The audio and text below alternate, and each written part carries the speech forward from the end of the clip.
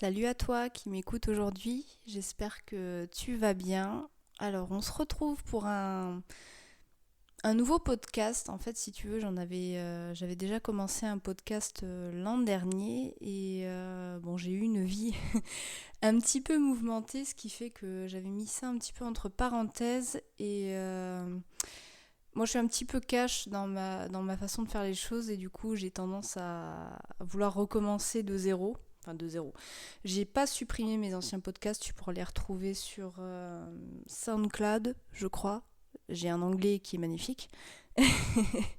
et mais voilà, là aujourd'hui je recommence vraiment de zéro. Je pense que je réaborderai des sujets que j'ai déjà abordés.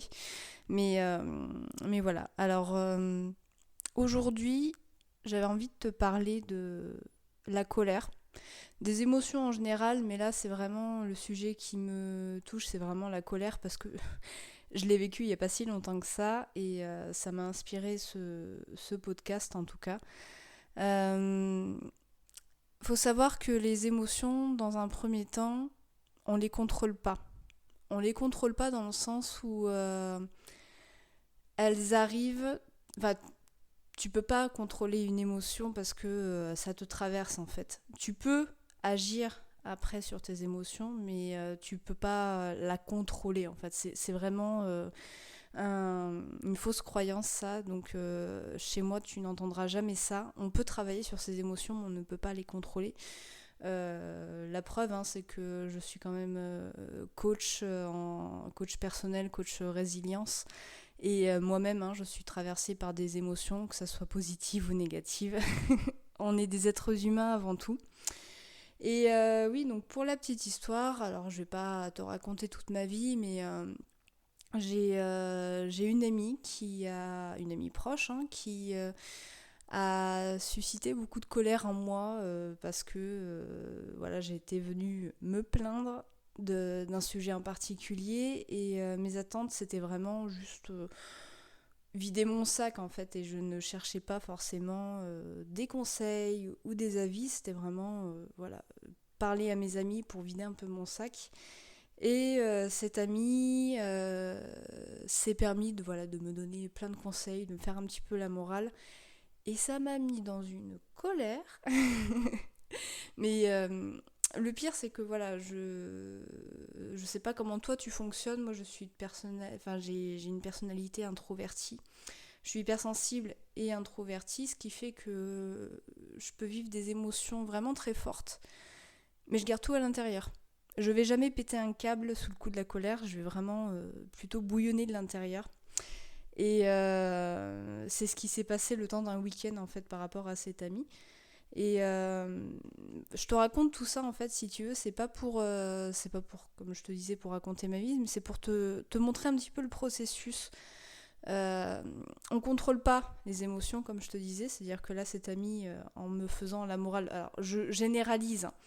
Je vais pas rentrer dans les détails, mais voilà, on va dire qu'en gros elle m'a fait la morale, je l'ai vécu comme ça en tout cas, et ça m'a mise en colère. Il faut savoir que les émotions, elles sont suscitées par des pensées que l'on a sur la situation, sur une situation quelconque. Et c'est ces pensées-là, cette interprétation de la réalité qui fait que tu vas avoir telle ou telle émotion. C'est-à-dire que, en fait, là, ça vient pas de moi, hein, c'est une coach en émotion qui s'appelle Brooke Castillo. Alors, elle propose tout un contenu, mais c'est en anglais. Mais il y a pas mal de personnes qui le vulgarisent de plus en plus aussi sur le marché français et qui t'expliquent que les émotions en fait suivent un schéma de pensée, c'est-à-dire que tu as une circonstance qui est neutre. Là, typiquement, ça va être mon ami qui me donne des conseils alors que je n'en ai pas demandé. La situation est neutre et en fait, tu vas mettre des pensées, une interprétation sur ces circonstances-là qui vont générer des émotions chez toi. Là, typiquement, en fait, cette amie, je suis venue me confier à cette amie. Elle m'a donné des conseils qui n'ont pas été sollicités. Moi, je l'ai vécu comme étant... elle me fait la morale. Je me suis sentie rejetée, clairement. Ça, tu vois, en prenant du recul, j'ai compris que ça venait toucher ma blessure de rejet. On en parlera aussi des blessures émotionnelles dans ce podcast, mais bon là c'est pas le sujet, mais voilà, je me suis sentie rejetée. C'est ma pensée à moi, c'est la façon dont moi je l'ai vécu et du coup ça m'a mise en colère. Voilà, tout simplement. Et après, tes émotions vont générer une action ou une inaction. Voilà. Donc typiquement, si tu es en colère, tu vas pouvoir, je sais pas, tu vas péter un câble, tu vas crier, tu vas aller déverser ta colère sur une personne, tu vas fulminer de l'intérieur, par exemple comme je l'ai fait pendant 2 jours. Et après, tu peux mettre en place toi-même des actions. C'est-à-dire que si tu prends conscience de ta colère, que tu prends conscience de pourquoi tu es en colère, tu peux ensuite mettre des actions différentes. C'est-à-dire que tu vas pas être en réaction face à ton émotion, tu vas vraiment agir par rapport à cette émotion. C'est-à-dire que tu dis ok, là je suis en colère, pourquoi je suis en colère ? Je suis en colère parce que si, parce que ça, parce que je me sens rejetée, parce que je me sens jugée, parce que y a une injustice, j'en sais rien, ça dépend de la situation et de comment toi tu la vis. Ok, je suis en colère, qu'est-ce que j'en fais de cette colère ? Moi j'ai tendance à la garder pour moi. Tu vois là par exemple, en fait si tu veux, je pars du principe qu'on est responsable de nos émotions. C'est-à-dire que la personne est responsable... Oui, la personne est responsable de ce qu'elle fait, de ce qu'elle dit, de ce qu'elle pense, mais elle n'est pas responsable de l'émotion que ça génère chez toi.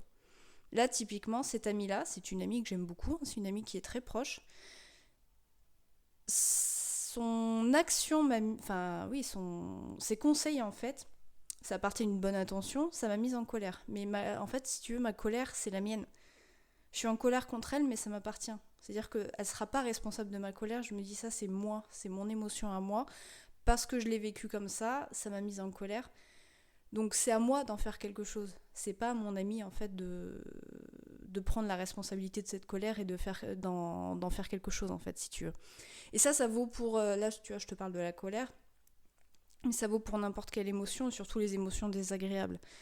Alors j'ai tendance des fois à dire émotions négatives ou positives, mais c'est des expressions qui me conviennent pas. Parce que c'est très jugeant et on a l'impression qu'en fait une émotion positive c'est super, c'est génial, une émotion négative, on a l'impression qu'il faut les fuir absolument alors qu'en fait toute émotion est bonne à prendre, ça te donne des informations sur toi-même, qu'elles soient voilà, positives ou négatives. C'est pour ça que des fois j'ai tendance plutôt à dire émotion agréable ou désagréable. Et là pour le coup c'était pas une émotion agréable, mais ça m'a permis quand même de faire de voir sur quoi ça m'a touchée. Et l'avantage, c'est que du coup, j'en ai pris conscience et j'en ai fait quelque chose en fait de cette colère. C'est-à-dire que je ne l'ai même pas déversée sur cette amie, je lui en ai même pas fait part. Je pense qu'elle a compris dans ma réaction un petit peu, parce que c'est passé par des messages écrits. Donc dans mes réponses, en fait, face à ses conseils, en fait, j'ai été très brève. Peut-être un peu glaciale, et je pense qu'elle a compris que j'avais pas trop apprécié son comportement, mais voilà, ça en est resté là. Et après, moi derrière, j'ai géré ma colère d'une façon qui me semblait appropriée pour moi, c'est-à-dire que je suis quelqu'un qui passe beaucoup par l'écrit. Donc j'ai écrit, tout simplement, et j'ai écrit, en fait, je m'adressais à ma colère. Ça, c'est un exercice que je propose des fois en coaching. Si c'est quelque chose si l'écrit est quelque chose qui te parle et qui t'aide, toi, au quotidien ou dans ta vie, c'est d'écrire à ta colère. Moi, clairement, j'ai commencé une lettre en disant coucou colère, ça faisait longtemps qu'on s'était pas vu, merci de me rendre visite. Bon, là, je te dis ça comme ça, vite fait, hein, je vais pas te lire ma lettre. Mais voilà, et puis du coup, j'ai discuté avec ma colère, en fait, tout simplement. Ça peut sembler débile, hein. Ça peut sembler débile, mais ça permet d'extérioriser les choses et de prendre le temps de remercier cette émotion parce que elle n'est pas inutile, hein. Comme je disais, les émotions agréables, elles sont chouettes, mais les émotions désagréables, elles ont aussi leur utilité et ça permet vraiment d'apprendre à se connaître et à s'observer en fait. Se demander vraiment pourquoi pourquoi cette situation génère telle émotion chez moi. Qu'est-ce que ça vient toucher, qu'est-ce que j'ai peut-être besoin de travailler et voilà. Je suis vraiment partisane de ça en fait, de prendre la responsabilité de ses émotions. On vit tellement dans un monde où dès qu'on vit quelque chose de négatif, on va tout de suite pointer du doigt le fautif, celui qu'on considère comme le fautif. Et on prend pas assez de temps pour s'observer soi-même, en fait. C'est-à-dire que il y a quelque chose qui, je sais plus qui c'est qui a dit ça, mais c'est une image qui est très parlante. C'est quand tu pointes du doigt une personne, prends le temps de regarder les 3 autres doigts qui sont pointés vers toi. Généralement, on a tendance à regarder la personne qu'on pointe du doigt, mais en attendant, tu as 3 autres doigts qui sont pointés vers toi. Et il serait peut-être temps aussi de prendre en considération ces 3 doigts qui sont pointés vers toi. C'est comme ça qu'on avance dans les vies. Alors là, j'ai l'impression de faire la morale, mais c'est plus on apprend à se connaître et plus on apprend à faire la paix avec soi-même, et plus on est en paix avec soi-même et plus on est en paix avec les autres et avec le monde. Je vais peut-être me présenter à Miss France, je sais pas. Non mais c'est blague à part, en fait, c'est vraiment quelque chose qui est essentiel, et c'est comme ça qu'on avance dans la vie. Et quand tu prends conscience de ça, tu prends conscience aussi de ça chez les autres, et ça permet des fois de prendre du recul face à une personne des fois qui peut être un peu agressive ou moralisatrice, ou voilà. Quand tu vois une personne qui est agressive, tu sais que généralement il y a un mal-être quelque part, et tu peux avoir, alors j'allais dire, non pas pitié, mais avoir plus de compassion pour cette personne plutôt que de rentrer tout de suite en guerre contre elle, de se dire ok, il y a quelque chose, à mon avis, il y a une souffrance chez elle, je sais pas ce que c'est peut-être pas mon problème, mais apprendre à voir au-delà de l'agressivité d'une personne, par exemple. Voilà. Donc j'espère que ce podcast t'a plu. J'espère que ça t'a permis quand même de prendre du recul sur la colère, mais sur les émotions désagréables en général. Peut-être que je ferai des podcasts différents sur d'autres émotions. Là, c'était vraiment... j'ai parlé de la colère parce que je me suis sentie concernée par cette émotion il n'y a pas si longtemps que ça. Mais ça vaut pour n'importe quelle émotion, en fait. C'est vraiment apprendre à voir le processus et le chemin qui se fait en partant d'une circonstance jusqu'à l'émotion, jusqu'à après voilà, la réaction que ça peut provoquer et l'analyse qu'on peut en faire, en fait, voilà, tout simplement. Alors j'espère que je suis pas trop brouillon dans mon discours. Il faut savoir que les podcasts, je ne les écris pas, je les fais vraiment au feeling, ce qui fait que ça peut peut-être être déstructuré, mais voilà, moi j'ai vraiment besoin pour le moment de faire un podcast brut, sans vraiment le préparer. Des fois je prends quelques notes, mais en général voilà, c'est vraiment à l'improviste. Je parle d'un sujet qui me tient à cœur.